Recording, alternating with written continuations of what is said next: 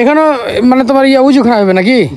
তো ওখানে যে বললো কি যে চাচা যে বললো যে হবে আপনার খাল করে, না না না উজু খানা করবে তো, ট্যাপ না সিস্টেম, খাল করে আপনার যে ওই এটা মানে ওই হবে, খাল হয়ে যাবে পানি।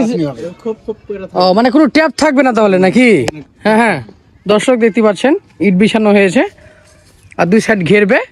ড্রেন যেমন দেখেন না যে ড্রেন গুলা যে পানি অনবরত যায়, সেরকম এখান থেকে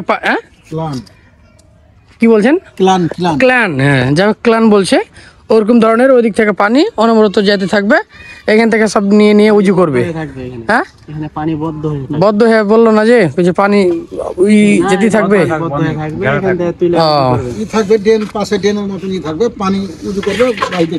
পানি ছিল মানে ওই পানি উজুর পানি ওখানে পড়ছে না, না না তাহলে সমস্যা নেই, তাহলে বদ্ধ থাকলেও সমস্যা নাই। ড্রেনে পানি থাকবে আর পাশে পানি যাওয়ার রাস্তা থাকবে, ওখান থেকে উঠে উঠে উজু করবে। এটা কবে নাগাদ শেষ হতে পারে? ওখানে তো বাথরুম বলছে ইনশাআল্লাহ 15 তারিখের ভিতরে শেষ করে দিব ওরা। আপনাদের এখানে কতজন উজু করতে পারবে ধারণ ক্ষমতা আপনাদের মানে আইডিয়া অনুযায়ী?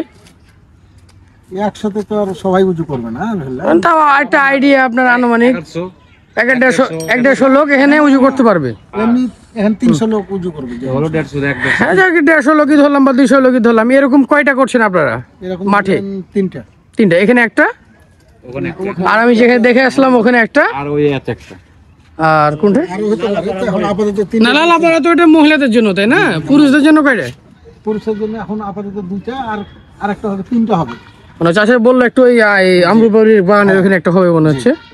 ও তাহলে 3টা হবে। দর্শক দেখতে পাচ্ছেন পুজোর নিয়মে এরকম। তো ঠিক আছে ভাইয়া, থাকেন, আসসালামু আলাইকুম।